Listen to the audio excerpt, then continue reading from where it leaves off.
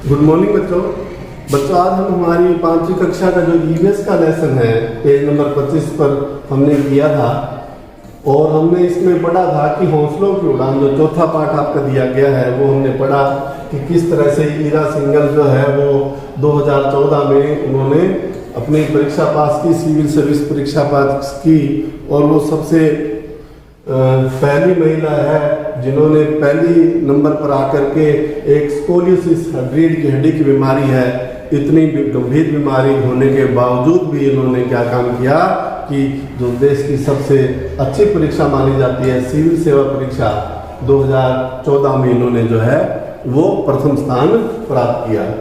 इसके बाद में हमने ये भी पढ़ा था कि किस तरह से जो है वो ब्रेल लिपि यानी पूनम दीदी है, वहीदा के साथ जो है वो पूनम दीदी है और पूनम जो है वो टीचर लगी हुई है, अध्यापिका है और अध्यापिका ने क्या काम किया है कि वो जो है ब्रेल लिपि से पढ़ करके और वो बच्चों को पढ़ाती भी है, कंप्यूटर की मदद लेती है, रेडियो आदि की भी मदद लेती है। तो हमने ये यहाँ पर पढ़ा था और बच्चों ये आपको क्वेश्चन दिए थे कि ये प्रश्न जो है वो चारों के चारों आप अपनी कॉपी में करके आएंगे। तो एक बार हम प्रश्नों को पढ़ लेते हैं जो आपने किए हैं। पहला प्रश्न बच्चों उसमें दिया है कि जो लोग ठीक से चल नहीं सकते उनके लिए स्कूल में किस तरह की सुविधाएं होनी चाहिए। तो उत्तर है एक तो रैंप होना चाहिए स्कूल में, दूसरा क्या है अलग से पानी पीने और शौचालय की व्यवस्था होनी चाहिए, तीसरा क्या है, तीसरा यह है कि व्हील चेयर या व्हील कुर्सी जो है उनके लिए होनी चाहिए हर स्कूल में। दूसरा प्रश्न पूछा गया क्या तुम्हारे स्कूल में ये सुविधाएं हैं सारी, हम कहेंगे हाँ हमारे स्कूल में वे सभी सुविधाएं हैं। तो जो बच्चे अपना अपना अनुभव लिखते हैं, अगर उन्होंने किसी ने नहीं लिखा है तो भी कोई बात नहीं है क्योंकि उसने शायद देखा ना हो, अगर नहीं देखा तो स्कूल में पूछे। तीसरा प्रश्न है यदि नहीं तो उसके लिए किस तरह के प्रयास करने चाहिए, अगर नहीं है तो कैसे प्रयास करने चाहिए, अपने स्कूल के प्रधानाचार्य जी से मिलो, वो आपको बताएंगे। या एसएमसी के मेंबर हैं, स्कूल में एसएमसी कमेटी होते हैं उनके मेंबर से भी आप पता कर सकते हैं, या सरकार तथा सामाजिक संस्थाओं से मिलकर और भी विकास जो है वो किया जा सकता है। अगर किसी चीज की कमी है तो और सुविधाएं भी उनके लिए मिल सकती हैं। चौथा प्रश्न यदि तुम्हें लगता है कि स्कूल में विशेष आवश्यकताओं वाले बच्चों को यदि उनकी आवश्यकताओं के अनुरूप सभी सुविधाएं मिले तो वे स्कूल आने में अधिक उत्साह दिखाएंगे। भाई जिस चीज की उनकी जरूरत है आवश्यकता वाले बच्चों को, अगर वो सारी सुविधाएं मिलेंगी तो आएंगे ना, तो हम कहेंगे हाँ मुझे लगता है कि स्कूल में विशेष आवश्यकताओं वाले बच्चों को यदि उनकी आवश्यकताओं के अनुरूप सभी सुविधाएं मिले तो वे स्कूल आने में अधिक उत्साह दिखाएंगे। तो बच्चों ये है आपने जो कल काम किया था और आपका जैसे कि हमने बात की जो है 25 पर ये जो चारों प्रश्न दिए गए थे वो हमने सारे के सारे ये पढ़े थे। इसके बाद हम करते हैं बच्चों आओ जाने हेलन केलर के बारे में। ये हेलन केलर है, क्या है इनके बारे में हमें जानना है। हेलन केलर 20वीं शताब्दी की एक विलक्षण महिला थी। बहुत इंपॉर्टेंट बात है, दो चीज आई है बच्चों, 20वीं शताब्दी अब कौन सी चल रही है, 21वीं शताब्दी।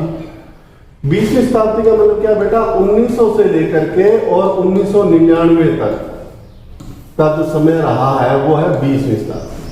अब 2000 से लेकर के 2099 तक जो रहेगा वो कौन सी रहेगी हमारी 21वीं शताब्दी। तो 20वीं शताब्दी के अंदर एक विलक्षण महिला थी। विलक्षण मतलब उनके लक्षण अलग ही थे, उन्होंने कुछ अलग करके दिखाया था, ऐसी महिला थी। 2 साल की उम्र में एक गंभीर बीमारी ने उनके देखने और सुनने की शक्ति छीन ली। ना तो वो देख सकती थी हेलन केलर और ना ही वो सुन सकती थी। हेलन ने अपनी क्षमता को स्वीकार किया, यानी अपने अंदर जो दिक्कत थी उसको स्वीकार किया कि हाँ मुझे ये प्रॉब्लम है। वह उसके अनुरूप अपने आप को ढाला। मई 1888 में हेलन बोस्टन शहर है में स्थित Perkins institute for the blind, अंधों के लिए, ब्लाइंड्स के लिए जो देख नहीं सकते, तो उनके लिए जो है वो पार्किंस इंस्टीट्यूट स्टार्ट किया गया। किनके लिए? जो पार्किंस लोग हैं, जो अलग अलग जिनको बीमारियां हैं, देखने सुनने में अक्षम है जो, तो उनके लिए जो है वो इंस्टीट्यूट में उन्होंने दाखिला लिया। 24 वर्ष की अवस्था में कला स्नातक की डिग्री हासिल करने वाली वह पहली दृष्टि बाधित एवं बधिर महिला थी कि 24 साल के अंदर उन्होंने कला स्नातक कर ली, बीए कर ली, और वो पहली ऐसी महिला थी जो देख भी नहीं सकती थी और सुन भी नहीं सकती थी। दूसरों के साथ पारस्परिक संवाद संभव करने के लिए प्रतिबद्ध हेलन को बातचीत करना सीखा।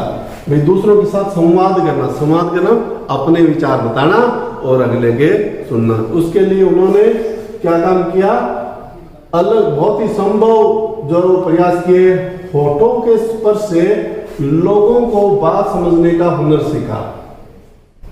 उनकी अद्भुत स्पर्श क्षमता का प्रमाण था।